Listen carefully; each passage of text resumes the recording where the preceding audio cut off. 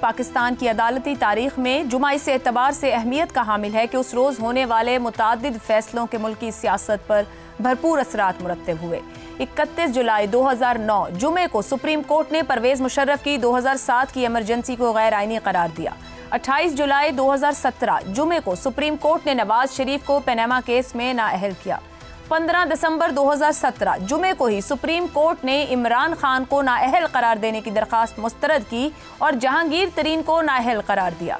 13 अप्रैल 2018 जुमे को ही supreme court ने आर्टिकल 62(1)(f) के तहत नाअहली को मुस्तकिल करार दिया ताकि नवाज शरीफ को हमेशा नाअहली का सामना करना पड़े।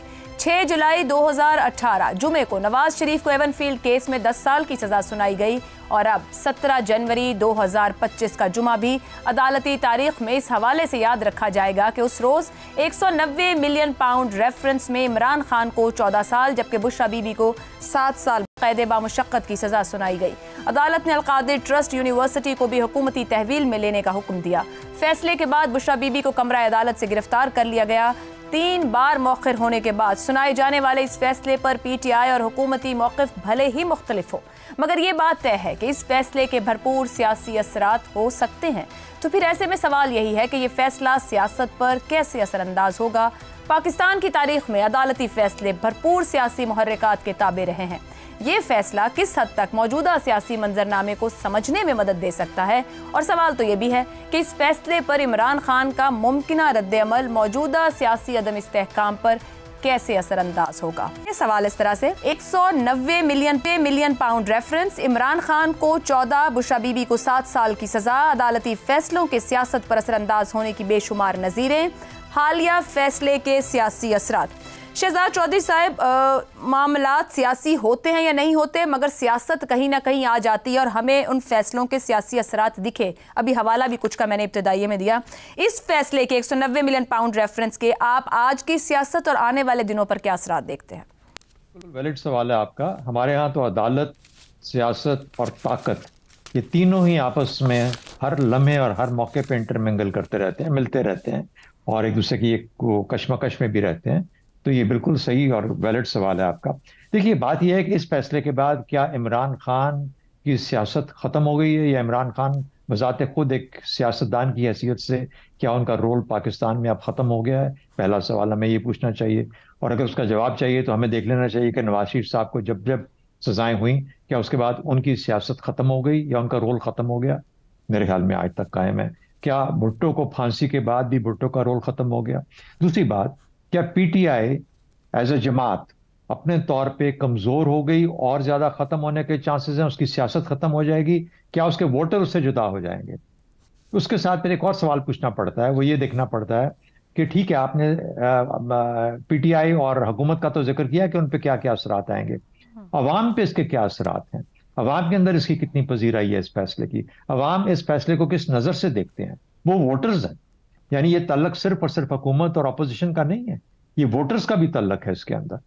तो वोटर्स के ऊपर क्या असरात आएंगे उसके, अगर कोई हैं असरात, तो क्या वो और ज्यादा मजबूत हो जाते हैं कि नहीं ये किस किस्म की ज्यादती हुई है, या वो ये समझते हैं कि नहीं हक है और बिल्कुल सही बात हुई है? और फिर एक अदालती अमल है जो कि भी जारी रहना है, जिसके बाद पता लगेगा कि ये कहाँ तक ये फैसले ठहर जाते हैं। देखिए, ये तो हो गई वो चीजें जो कि हमारी इसको डिफाइन कर सकती हैं कि सियासत किस नहज पे या किस तरह की आगे चल सकती है। लेकिन कुछ ऐसे पैराए हैं जो कि अपनी जगह पे आज भी कायम है। पार्लियामेंट के अंदर पीटीआई का रोल वैसा ही रहेगा। पीटीआई के जो चैलेंजेस हैं, जब तक वो इन मुश्किलात से निकलती नहीं, अदालती मामलात भी हैं, सियासी मसाइल भी हैं, उनमें से जब तक निकलते नहीं, उसकी अपनी जदोजहद और अपनी कशमकश भी जारी रहेगी।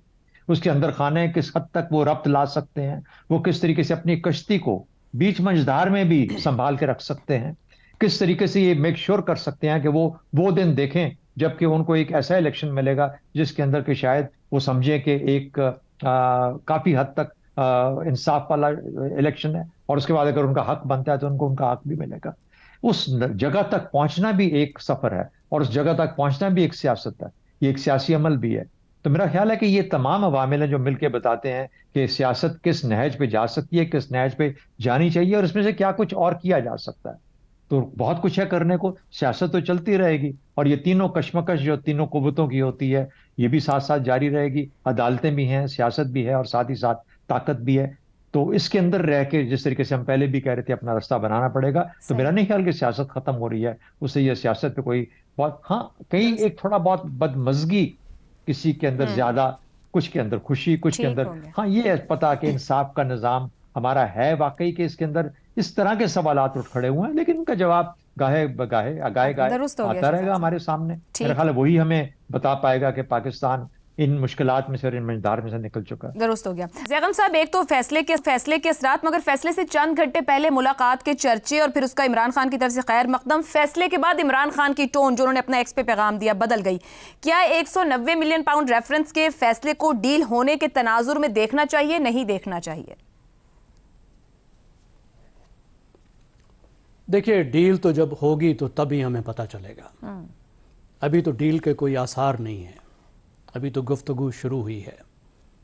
اور پاکستان جیسے ملک میں جہاں سیاست ہمیشہ عدالت میں ہوتی ہے اور عدالت بھی گاہے بگاہے سیاست میں ہوتی ہے, وہاں عدالتی فیصلوں کے اثرات ہوتے ہیں. لیکن یہ اثرات سیدھے سیدھے نہیں ہوتے, شارٹ ٹرم بھی ہوتے ہیں قلیل المدتی, اور لانگ ٹرم بھی ہوتے ہیں طویل المدتی. دیکھیں, میں آپ کی ٹیم سے اردو سیکھنے کی کوشش کر رہا ہوں, اور جو شارٹ ٹرم اثرات ہیں وہ یہ ہوتے ہیں کہ لیڈرز کے لیے مشکلات پیدا ہوتی ہیں, پارٹی کو نقصانات ہوتے ہیں, اقتدار کے راستے مسدود ہوتے ہیں, مشکلات ہوتی ہیں. اور یہ شارٹ ٹرم بھی اتنا شارٹ ٹرم نہیں ہوتا, 10 سال لگ جاتے ہیں, 5 سے 10 سال لگ جاتے ہیں ان مشکلات کے. لیکن لانگ ٹرم کا معاملہ مختلف ہوتا ہے. لانگ ٹرم کا معاملہ یہ ہوتا ہے کہ اس طرح کے فیصلے, مشکلات, صعوبتیں پارٹیوں کے اندر ایک نئی روح پھونک دیتے ہیں.